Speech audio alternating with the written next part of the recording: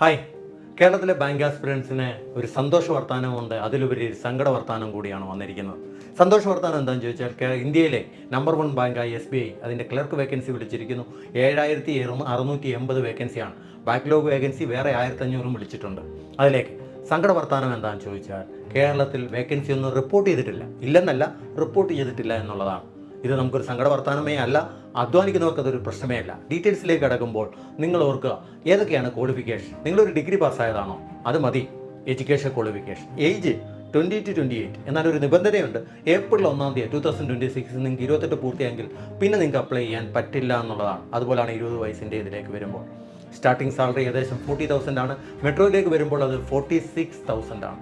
എന്തൊക്കെയാണ് കടമ്പകൾ ഒരു SBI clerk കിട്ടണമെങ്കിൽ? ആദ്യം പ്രിലിംസ്, അത് സെപ്റ്റംബറിലേക്ക് നടക്കും, 1ാമത്തെ ഘട്ടം. അത് പാസ്സാകുന്നവർക്ക് വേണ്ടി നവംബറിൽ മെയിൻസ് എക്സാം നടക്കും. മെയിൻസ് എക്സാം കഴിഞ്ഞാൽ നിങ്ങൾക്ക് ലാംഗ്വേജ് പ്രൊഫഷ്യൻസി ടെസ്റ്റ്, അതായത് നിങ്ങൾ അപ്ലൈ ചെയ്യുന്ന സ്റ്റേറ്റ് വൈസ് ആ സ്റ്റേറ്റിലെ ലോക്കൽ ലാംഗ്വേജ് നിങ്ങൾ അറിയണം. അതിൻ്റെ ടെസ്റ്റ് ഉണ്ട്, ഒബ്ജക്റ്റീവും സബ്ജക്റ്റീവ് ടെസ്റ്റും ഉണ്ട്. എന്നാൽ മാർക്കില്ല, പക്ഷേ ക്വാളിഫൈങ് നേച്ചറാണ്. അതും കൂടെ പാസ്സായെങ്കിൽ മാത്രമേ നിങ്ങൾക്ക് ജോലി കിട്ടുകയുള്ളൂ എന്നോർക്കുക. ഇത്രയാണ് ഇതിൻ്റെ കാര്യങ്ങൾ, ഡീറ്റെയിൽസ്. നിങ്ങൾക്ക് ഏതൊക്കെ സ്റ്റേറ്റിൽ അപ്ലൈ ചെയ്യാം, വിഷമിക്കേണ്ട കാര്യങ്ങളില്ല. അപ്ലൈ ചെയ്യാമെന്നുള്ളത് ഞാൻ എൻ്റെ യൂട്യൂബ് വീഡിയോയിൽ പറയാൻ എൻ്റെ ലിങ്ക് കൊടുത്തിട്ടുണ്ട്. അപ്പോൾ എല്ലാവർക്കും നല്ലപോലെ SBIക്ക് വേണ്ടി തയ്യാറെടുക്കാൻ ബെസ്റ്റ് ഓഫ് ലക്ക്.